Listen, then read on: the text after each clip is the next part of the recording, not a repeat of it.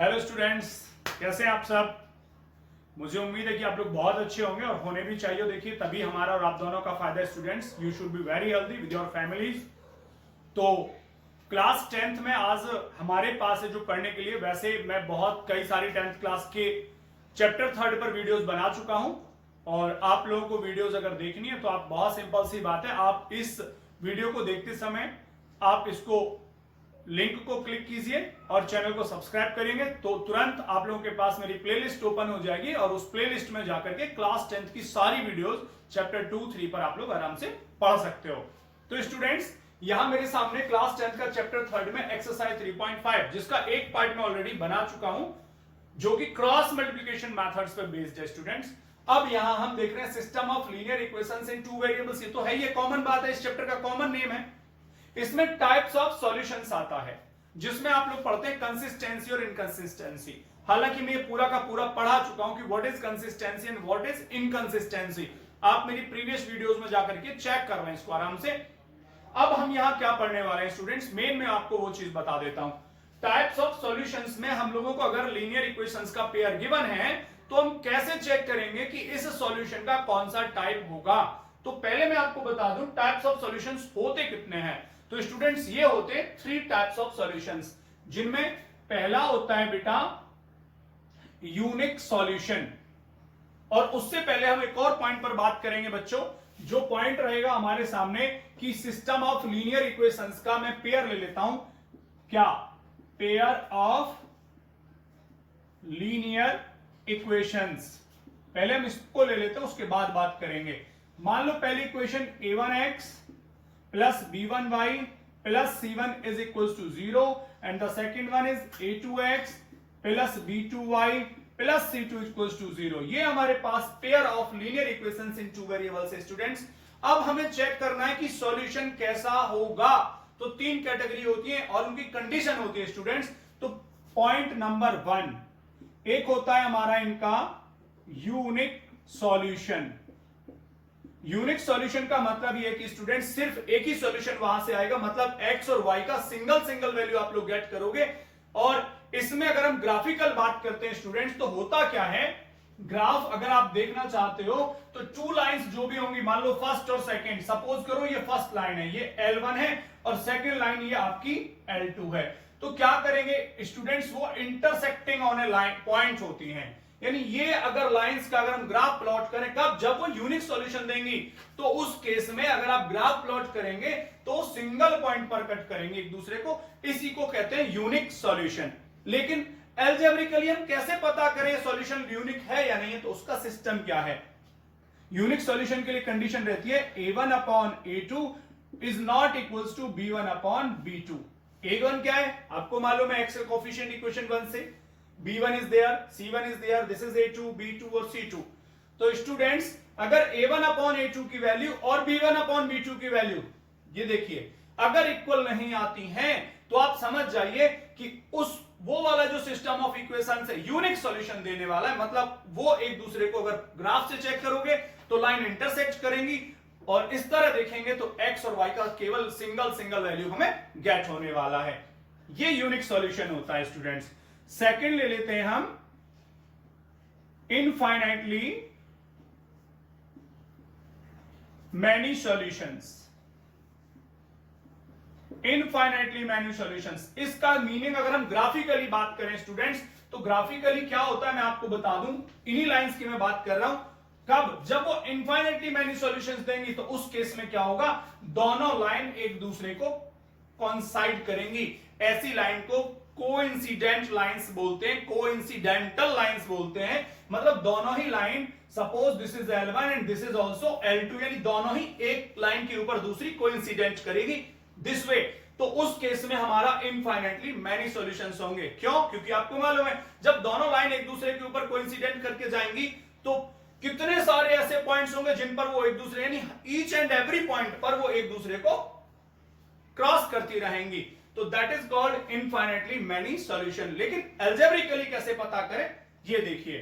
Algebraically पता करने के लिए आप देखेंगे क्या कि a1 upon a2 is equals to b1 upon b2 is equals to c1 upon c2। मतलब तीनों रेशियो अगर इक्वल आ जाते हैं तो आप समझ जाइए कि इन पेयर ऑफ लाइंस के जो सॉल्यूशन होंगे वो इनफाइनाइटली मैनी सॉल्यूशन होंगे। उसके बाद स्टूडेंट्स हमारे पास आता है थर्ड पॉइंट, और थर्ड पॉइंट में क्या टेस्ट करना है मैं बता दूं। थर्ड पॉइंट है क्या, देखिए इसको कहते हैं हम लोग नो सॉल्यूशन। नो सॉल्यूशन का मतलब स्टूडेंट्स कोई सॉल्यूशन ही नहीं होगा। अब ऐसा कैसे पॉसिबल है, सोच के देखो जरा कि टू लाइंस अगर हमें मिली और वो उनसे कोई सॉल्यूशन ही नहीं मिल रहा, मतलब ना x की वैल्यू आ रही है और ना y की वैल्यू आ रही है, ऐसा कैसे हो सकता है? आप लोग मुझे कमेंट बॉक्स में लिख के देना। चलो ठीक, अब मैं बता देता हूं आप लोगों को कि नो सॉल्यूशन तब होता है जब दोनों लाइन एक दूसरे के पैरेलल जाती हैं। सोचिए, पैरेलल लाइंस, ट्रेन की पटरियां एक दूसरे के पैरेलल जाती लेकिन एक दूसरे को कट कभी नहीं कर सकती हैं। तो सिमिलरली अगर आप ग्राफिकल कंडीशन देखोगे तो both lines will be parallel. Suppose करो ये लाइन L1 है और ये L2 है, अगर दोनों एक दूसरे के पैरेलल जाएंगी तो एक दूसरे को कभी कट ही नहीं करेंगी, और अगर कट नहीं करेंगी इसका मतलब ना x का वैल्यू आएगा और ना y का वैल्यू। और अगर हम इस कंडीशन को टेस्ट करें, इसमें एल्जेब्रिकली बात करें तो एल्जेब्रिकली कह सकते हैं कि a1 upon a2 equals to b1 upon b2 but not equals to c1 upon c2। यानी होगा क्या स्टूडेंट्स, उसमें a1 अपॉन a2 और b1 अपॉन b2 का रेशियो तो सेम आएगा, वो वैल्यू तो सेम होगी, लेकिन c1 अपॉन c2 के इक्वल नहीं होगा। केवल एक ही वेरिएशन है बच्चों। क्यों? अगर आप इसको देख रहे हो तो इसमें भी ये दोनों इक्वल है, लेकिन इसमें थर्ड भी इक्वल है, बट इसमें क्या है, दोनों तो इक्वल हैं लेकिन थर्ड इक्वल नहीं है। तो आप समझ पा रहे हैं स्टूडेंट्स कि हमारे सामने जो कंडीशंस आ रही हैं, पहला आपने यूनिक सॉल्यूशन देखा, दूसरा इनफाइनाइटली मैनी, और तीसरे में आ गया नो सॉल्यूशन। अब हम इसके बाद स्टूडेंट्स लेते हैं इनके कुछ एग्जांपल्स चेक करने के लिए कि क्या वाकई ये इनमें से कौन सा सॉल्यूशन शो करती है ये पेयर ऑफ लीनियर इक्वेशंस। देखते हैं अब तो स्टूडेंट्स चलते हैं अब इसके आगे। हम यहां पर है हमारे सामने लिखा है कि भी डिटरमाइन द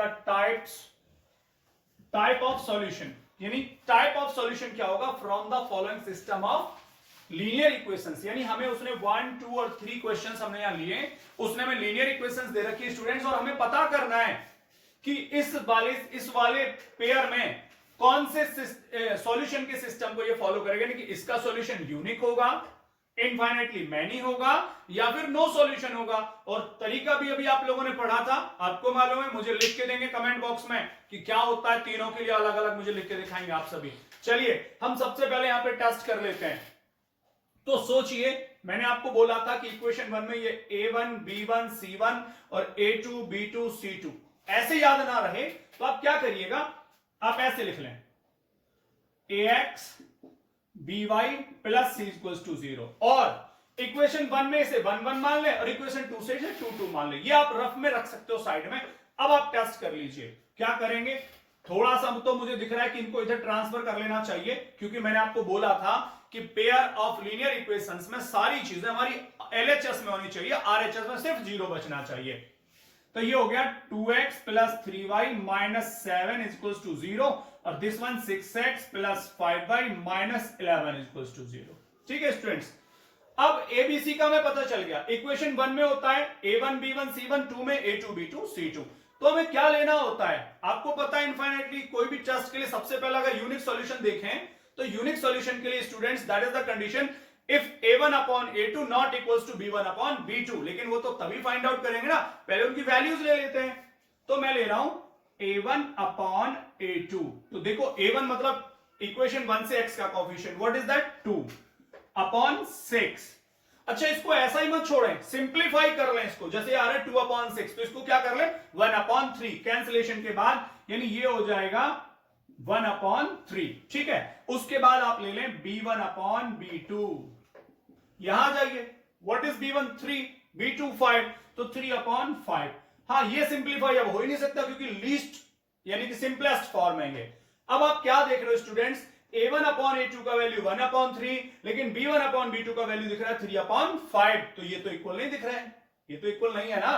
तो आप लिखने वाले हो because 1 upon 3 not equals to 3/5, right. तो क्या लिखेंगे एक्चुअल में, आप लिखेंगे and a1 upon a2 not equals to b1 upon b2। और आपको याद आ गया होगा, तो देयरफॉर कैसा सॉल्यूशन है जी, यूनिक सॉल्यूशन और कुछ नहीं लिखना, सिंपल लिख दिया कि भाई इस वाले पेयर ऑफ लीनियर इक्वेशंस को रिप्रेजेंट करेंगे यूनिक सॉल्यूशन। ठीक है, ओके। अब प्रोसीड करते हैं हम नेक्स्ट क्वेश्चन की तरफ स्टूडेंट्स। सेम वही कंडीशन है, लेकिन चेक कर लें क्या सारी चीजें एलएचएस में है। हाँ, आरएचएस में सिर्फ 0 है, सब कुछ एलएचएस के अंदर है। फिर टेस्टिंग वही, तो प्रोसीड a1 अपॉन a2, तो दिस इज 5 अपॉन 10, जिसको हम लिख सकते हैं 1 अपॉन 2। भाई 5 1 जा 5, 5 2 जा 10। उसके बाद ले लो b1 upon b2, this is 7 upon 14, ये भी कितना हो गया 1 अपॉन 2। अब जब a1 अपॉन a2 और b1 अपॉन b2 इक्वल आ जाए तो डेफिनेटली आपको c1 अपॉन c2 पर जाना पड़ेगा। मैं थोड़ा सा बैक आ जाता हूं यहां पे। यहां स्टूडेंट्स आप कह रहे होंगे सर हमने c1 अपॉन c2 को चेक क्यों नहीं किया, तो समझ लें उस बात को। बेटा आपने देखा a1 अपॉन a2 का वैल्यू दिस और b1 अपॉन b2 का वैल्यू दिस, जब ये दोनों इक्वल ही नहीं है तब आपको c1 अपॉन c2 तक जाने की नीड खत्म हो जाती है। If a1 upon a2 not equals to b1 upon b2, then don't go to c1 upon c2. Okay? तो यहां तो इसलिए हम आगे नहीं गए। But if you are seeing here a1 upon a2 and b1 upon b2 both values are same, तब आपको c1 upon c2 पर जाना पड़ेगा, क्योंकि वही तो डिफाइन करेगा।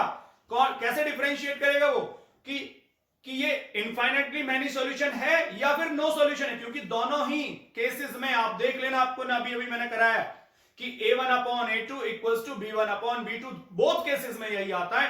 बट थर्ड वाला डिफरेंशिएट करता है कौन, c1 अपॉन c2 ही डिफरेंशिएट करेगा। कैसे?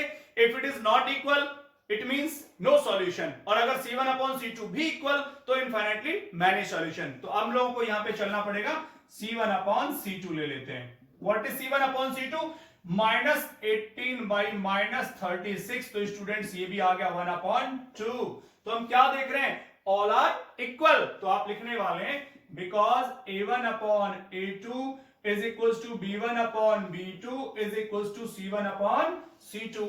और बच्चों अगर ये वाली कंडीशन हो तो क्या आता है, तो मैं लिखने वाला हूं देयरफॉर कैसा है, infinitely many solutions, infinitely many solutions. ये उस केस में चला गया स्टूडेंट्स। अब हमारे पास थर्ड क्वेश्चन आ जाता है, यहां भी टेस्ट कर लेते हैं हम लोग। फिर से इक्वेशंस वही हैं, टेस्ट करना है कि which type of solution it has, तो मैं वही करूंगा, a1 अपॉन a2 लूंगा, तो दिस इज 3 अपॉन 6, और बेटा 3 अपॉन 6 का मतलब होता है 1 अपॉन 2। देन आप ले लो b1 अपॉन b2, -4 बाई -8, तो अगेन 1 अपॉन 2। और बेटा अगर ये दोनों इक्वल आते हैं तो थर्ड पर हमें जाना ही पड़ेगा, c1 अपॉन c2, तो c1 का बेटा -8 और दिस इज 9, तो कैंसिल तो अब हो नहीं सकता। लेकिन क्या हो रहा है कि ये दोनों रेशियोज तो सेम है but c1 upon c2 same नहीं है, तो आप लिखेंगे because a1 upon a2 is equals to b1 upon b2 but not equals to c1 upon c2। और ये कंडीशन कौन सी आ गई, नो सॉल्यूशन की, तो देयरफॉर नो सॉल्यूशन। यानी आपके सामने आपने देखा कि तीनों कंडीशंस क्लियर हो गई, unique solution, infinitely many solution and no solution. Okay students, अब ले लेते हैं हम, यहां पर एक क्वेश्चन है दो। अच्छा इसमें क्या है, ये 2 मार्क्स का बोर्ड में जरूर आता है, ध्यान रखना। 2 मार्क्स का क्रॉस मल्टीप्लिकेशन मेथड आता है 4 मार्क्स में क्वेश्चन, और ये 2 मार्क्स का क्वेश्चन जरूर आता है। क्या पूछ रहा है, find the value of k for which the system of linear equations has unique solution. तो यूनिक सॉल्यूशन का बहुत सिंपल है, आपको माइंड में सेट करके रखना है कि यूनिक सॉल्यूशन के लिए क्या कंडीशन फॉलो करेंगे, और उसी की वैल्यूज निकाल करके कैलकुलेट कर दो, आपका आंसर आ जाएगा। 2 मार्क्स समझो फ्री में मिल जाते हैं। तो फॉर यूनिक सॉल्यूशन, तो आप लोग लिखोगे फॉर यूनिक सॉल्यूशन, आपको याद होनी चाहिए कंडीशन क्या है, a1 upon a2 is not equals to b1 upon b2। ये इक्वल नहीं होने चाहिए। आप क्या करेंगे भाई, इनके कोफिशिएंट उठा के रख दो ना, नम वैल्यूज रख दो यहां से x और y के कोफिशिएंट से। तो a1 यहां से आ गया 2, a2 यहां से आ गया k plus 2, not equals to b1 is 3 and b2 ये रहा आपका 2k प्लस 1। क्या करेंगे, सिंपल पता है, क्रॉस मल्टीप्लाई कर लो भैया। तो यहां से करोगे, ये हो जाएगा 2 2 4k प्लस 2, इक्वल में देखिए नॉट इक्वल होगा 3k प्लस 6। 3k को ट्रांसफर कर लो तो ये कितना बचेगा, k इस 2 को उधर भगा दो तो कितना बचेगा 4। भाई 2 6 में से माइनस करोगे तो 4 बचेगा। तो इसका मतलब ये हुआ कि इसमें अगर आपको यूनिक सॉल्यूशन चाहिए तो k की वैल्यू 4 नहीं होनी चाहिए, कोई और वैल्यू आप पुट कर दीजिए, it will have unique solution. केवल 4 पर सॉल्यूशन यूनिक नहीं होगा, but for rest of the values k का कोई और भी वैल्यू होगा, उन सब के लिए यूनिक होगा, बट 4 के लिए ये यूनिक नहीं होगा। यहां आ जाते हैं स्टूडेंट, सेम वही क्वेश्चन है, तो आप फिर वही फॉर्मूला लिखेंगे फॉर यूनिक सॉल्यूशन। कंडीशन आपके सामने क्लियर है, याद रखना जरूरी है बेटा कंडीशन को, क्या a1 upon a2 not equals to b1 upon b2। तो a1 b1 याद रहना चाहिए आपको, याद होगा, मैं जानता हूं आपको याद है। तो यहां से this is 4 upon 2 not equals to यहां से k अपॉन ये इसका कोफिशिएंट b2। देखो a1 a2 b1 b2 cross multiply कर लीजिए, वैसे तो 2 2 आर 4 लेकिन कर लो, तो 2k not equals to 8 k not equals to 4। इत्तेफाक की बात है कि यहां से भी k का वैल्यू 4 ही नहीं होना चाहिए। तो यूनिक सॉल्यूशन के लिए देखो 2 मार्क्स कितने इजीली मिल जाते हैं हमें स्टूडेंट्स। चलो स्टूडेंट्स, इसके बाद हम देखते हैं इनफाइनाइटली मैनी सॉल्यूशंस के लिए। तो इसमें 2 क्वेश्चन है और दोनों में कुछ डिफरेंट दे रखा है। इसमें तो k की वैल्यू एक ही अननोन वैल्यू k, इसमें तो k की वैल्यू चाहिए, लेकिन इस क्वेश्चन में स्टूडेंट्स p एंड q दोनों की वैल्यू चाहिए। यानी ऐसा क्वेश्चन भी बोर्ड में आ जाता है जिसमें एक अननोन नहीं 2 अननोन वैल्यू दे देता, उनकी वैल्यू भी डिमांड करता है। तो चलो पहले इसको सॉल्व करते हैं, उसके बाद हम इसकी बात करेंगे। यहां आ जाते हैं, तो ये फर्स्ट इक्वेशन है स्टूडेंट्स और ये सेकेंड इक्वेशन है। अब इनफाइनाइटली मैनी सॉल्यूशन के लिए हमारे पास क्या है, इनफाइनाइटली मैनी सॉल्यूशंस। तो हमें पता है इसके लिए स्टूडेंट्स हम यूज करते हैं a1 upon a2 is equals to b1 upon b2 is equals to c1 upon c2। अब तक हम 2 को कंपेयर कर रहे थे, लेकिन 3 कंपेयर कैसे करें, टेंशन ये हो जाती है कि भाई तीनों को तो एक साथ कंपेयर नहीं कर सकते। बिल्कुल ठीक बात है, एक 2 का पेयर ही कंपेयर होता है। हाँ, तो किन को लें, तो मैं आपको बता दूं स्टूडेंट्स, जिस अननोन वैल्यू को पूछा है जहां पर वो अवेलेबल है, एक तो वो ले लीजिए और दूसरा कोई सा भी ले लीजिए, आपकी चॉइस है। तीनों को यूज करने की जरूरत नहीं है, आप इन दोनों को ले लें या इन दोनों को ले लें या इसको और इसको ले लें, सबसे सॉल्व होगा। लेकिन मेन बात यह आएगी स्टूडेंट्स कि जहां पर वो अननोन गिवन है, जैसे उसने k की वैल्यू पूछी है इस क्वेश्चन में, तो देखो k यहां भी है, k यहां भी है और k यहां पे भी है, तो आप तीनों में से यानी a1 अपॉन a2 और b1 अपॉन b2 से भी k सॉल्व कर सकते हैं, b1 अपॉन b2 और c1 c2 से भी k की वैल्यू सॉल्व कर सकते हैं। तो तीनों पर जाने की रिक्वायरमेंट नहीं है, लेना तो डबल को ही है बेटा। लेकिन अब मान लो सपोज करो कि यहां नहीं होता, सपोज करो कि यहां नहीं होता, तो हम क्या करते, b1 अपॉन b2 को स्किप कर देते। क्यों? क्योंकि जब यहां k है ही नहीं तो लेने का बेनिफिट नहीं होता। यहां होता सिर्फ मान लो, तब हम इसको और इसको लेके कैलकुलेट कर लेते। अगर यहां भी नहीं होता तो की मैं बात कर रहा हूं, सपोज करिए k यहां है लेकिन यहां नहीं है, तो a1 अपॉन a2 और b1 अपॉन b2 चलेगा। लेकिन मान लो ये यहां भी नहीं और यहां भी नहीं, सिर्फ यहां पर है, तब आप इन दोनों में से कोई एक और c1 अपॉन c2 यानी कि जहां पर वो अननोन अवेलेबल है वो रेशियो जरूर लेना होगा, और उसके अलावा दूसरा आप कोई सा भी ले सकते हो, कोई प्रॉब्लम नहीं है, चॉइस आपके पास है इस चीज की। चलिए, लेकिन अभी हम क्या देख रहे हैं, a2 b2 c2 तीनों में k है, तो आप किन्हीं भी 2 का पेयर आप पिक कर सकते हो। तो मान लीजिए मैं इसको ले लेता हूं, यहां पर ये वाला हम ले लेते हैं और इसका कंडीशन आप लोग फाइंड आउट कर लीजिए, यानी वैल्यू हम लोग लिख लेते हैं इसकी इन दोनों की लेकर के, यानी इन दोनों की हम वैल्यू नोट कर लेते हैं। तो a1 अपॉन a2, तो ये रहा a1 2 और अपॉन a2 में k minus 1 is equals to b1 का वैल्यू 3 और b2 का वैल्यू है स्टूडेंट्स k प्लस 2। तो कंपेयर करेंगे, क्रॉस मल्टीप्लाई कर लीजिए, क्रॉस मल्टीप्लाई करोगे तो this will be 3k minus 3 equals में 2k प्लस 4। अब 2k को इधर लाओगे तो k बचेगा और इसको अगर इधर ले जाओगे तो 7 हो जाएगा। तो स्टूडेंट्स इस क्वेश्चन में k का वैल्यू 7 अगर हम पुट करते हैं तो इन सिस्टम ऑफ लीनियर इक्वेशंस का ये जो पेयर ऑफ लीनियर इक्वेशंस है इसके इनफाइनाइटली मैनी सॉल्यूशन आ जाएंगे। केस यहां पर भी यही क्वेश्चन हम देखते हैं। लेकिन स्टूडेंट्स इसमें 2 अननोन है p एंड q, तो क्या करें समझ लीजिए। इसमें एक बात जरूर रहेगी कि जैसे जिस जगह पर p है वहां q की वैल्यू नहीं होगी और जहां q है वहां पर p नहीं होगा। देख भी पा रहे हैं, अगर यहां x के साथ p है तो यहां x के साथ नहीं है, और यहां पर y के साथ q है तो यहां y के साथ नहीं है, और उस केस में जो थर्ड होगा वो p और q दोनों अननोन से फ्री मिलेगा हमेशा। तो आपको करना वही है, आप क्या लिखोगे, फॉर इनफाइनाइटली मैनी सॉल्यूशन। समझिए, इसके लिए कंडीशन वही लिखेंगे, a1 upon a2 is equals to b1 upon b2 is equals to c1 upon c2। ये तो कंडीशन आपने नोट कर दी। अब हमें दो अननोन लेने, एक p लेना और एक आपको q लेना है। तो p आप देख रहे हैं x के साथ है, तो एक बार तो आप इसको और इसको ले लीजिए। क्यों ले लें, क्योंकि अगर मैं a1 a2 और b1 b2 को लेते हैं स्टूडेंट्स, तो देखिए p और q दोनों अननोन एक ही साथ हो जाएंगे और एक इक्वेशन से दो अननोन वैल्यू नहीं आ सकती। तो फर्स्ट टाइम में हम इसको पेयरिंग कर लेंगे और सेकंड टाइम में हम इसको पेयरिंग कर लेंगे। देख रहे हैं, यस। तो लीजिए a1 अपॉन a2 हो जाएगा 2p माइनस 1 अपॉन ये हो गया 3, और इसको ले रहे हैं तो ये हो गया माइनस 5 अपॉन माइनस 2। खैर माइनस से माइनस कैंसिल, क्रॉस मल्टीप्लाई बना दो। 4p minus 2 is equal to 15। 2 को ट्रांसफर करोगे तो बेटा 4p का वैल्यू हो जाएगा 17 और p का वैल्यू हो गया 17 अपॉन 4।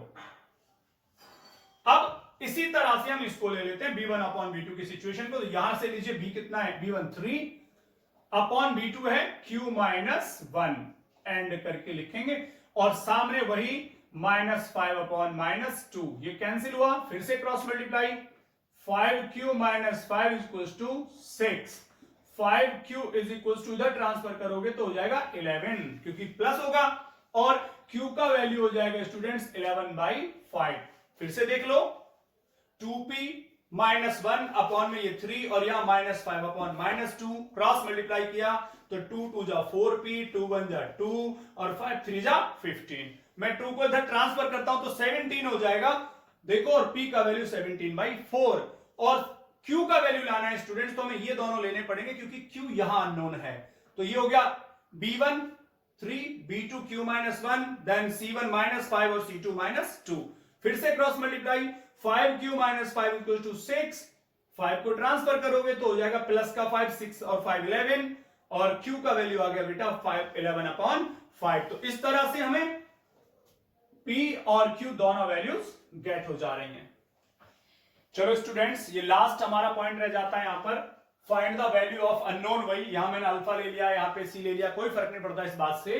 फॉर नो सॉल्यूशन, अब की बार नो सॉल्यूशन के लिए हमें टास्क करना है स्टूडेंट्स, और नो सॉल्यूशन की कंडीशन आपको मालूम है, यस, तीनों ही एक दूसरे के इक्वल आते हैं। a1 upon a2 is equal to b1 upon b2 is equal to c1 upon c2। तो हम लोग पहला क्वेश्चन ले लेते हैं, क्या, फॉर नो सॉल्यूशन, बस यही आपको याद रखना है स्टूडेंट्स, यानी a1 upon a2 is equal to b1 upon b2 not equals to c1 upon c2। No solution में ये चलता है, शायद मैंने इक्वल बोल दिया था c1 upon c2, but actual में होता है a1 upon a2 equals to b1 upon b2 not equals to c1 upon c2 students. तो हम क्या करेंगे, अब फिर वही कहानी, आप इनमें से कोई भी दो एक पेयर पिक कर सकते हो, कोई प्रॉब्लम नहीं है। वैसे हम देखेंगे कहां अननोन है, अल्फा हम देख रहे हैं यहां अननोन है, तो मैं यहीं से क्लिक कर लेता हूं। तो a1 है अल्फा, a2 है 12, और बेटा b1 की वैल्यू है 3 और b2 की value again alpha, cross multiply मार लो, अल्फा स्क्वायर का वैल्यू 36 और अल्फा का वैल्यू हो जाएगा स्टूडेंट अंडर रूट 36, यानी अल्फा का वैल्यू हो गया 6, राइट। अब इधर आ जाते हैं, फिर से वही, अगर नो सॉल्यूशन बोलता है तो नो सॉल्यूशन के लिए कंडीशंस हैं students, a1 upon a2 is equals to b1 upon b2 not equals to c1 upon c2, और हमें यहां पर c का वैल्यू चाहिए। तो हम कहां देख रहे हैं, c हमारा यहीं पे इन्वॉल्व है, ये रहा, तो इस पर हमें जाने की नीड ही नहीं है। तो 6 upon 12 is equals to 3 upon c, cross multiply कर लो, चाहो तो 6 1 जा 6, 6 2 जा 12 हो गया, क्रॉस मल्टीप्लाई तो c का वैल्यू हो गया 6 स्टूडेंट्स। तो इस तरह से हमें ये अल्फा और c दोनों नो सॉल्यूशन के केस में स्टूडेंट्स गेट हो गया। और मेरा फिर से वही कहना है स्टूडेंट्स आप लोगों से, thank you for your love and support. वाकई आपसे मुझे बहुत प्यार मेरे चैनल को मिल रहा है, बहुत आप सपोर्ट कर रहे हो। प्लीज आप लोग कमेंट जरूर लिखें, आपको जो लगता है, आपको नेगेटिव कमेंट है मुझे लिखिए, देखिए एक बार को अगर आप सही का कमेंट नहीं लिखेंगे चलेगा, लेकिन अगर आपको वीडियो में बेटा कोई कमी नजर आती है तो प्लीज आप कमेंट जरूर लिखें, मुझे बताएं कि मैं आपके लिए क्या और अच्छा कर सकता हूं। और आप मेरे चैनल को इसी तरह से और अपने फ्रेंड से सब्सक्राइब कराएं, वीडियोस को एक दूसरे से शेयर करें students. Thank you very much.